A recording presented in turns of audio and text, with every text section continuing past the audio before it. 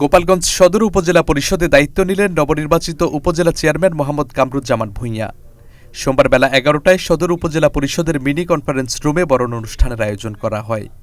উপজেলা নির্বাহী অফিসার মহসিন উদ্দিনের সভাপতিত্বে অনুষ্ঠানে দায়িত্বভার হস্তান্তর করেন সদ্যবিদায়ী উপজেলা চেয়ারম্যান বীর মুক্তিযোদ্ধা শেখ লুৎফুর রহমান বাচ্চু। সাবেক উপজেলা চেয়ারম্যান, ভাইস চেয়ারম্যান এবং মহিলা ভাইস চেয়ারম্যানদের বিদায়ের পাশাপাশি বরণ করা হয় নবনির্বাচিতদের। পরে নবনির্বাচিত চেয়ারম্যানের সভাপতিত্বে উপজেলা পরিষদের প্রথম সভা অনুষ্ঠিত হয়। ওই সভায় সদর উপজেলার ২১টি ইউনিয়নের চেয়ারম্যানরা অজ্ঞাত কারণে যোগ দেননি। এ সময় সাবেক উপজেলা চেয়ারম্যান শেখ লুৎফুর রহমান বাচ্চু, নবনির্বাচিত ভাইস চেয়ারম্যান সুশীল কুমার বিশ্বাস এবং মহিলা ভাইস চেয়ারম্যান নিরুন্নাহার ইউসুফ সহ উপজেলার বিভিন্ন দপ্তরের কর্মকর্তারা উপস্থিত ছিলেন।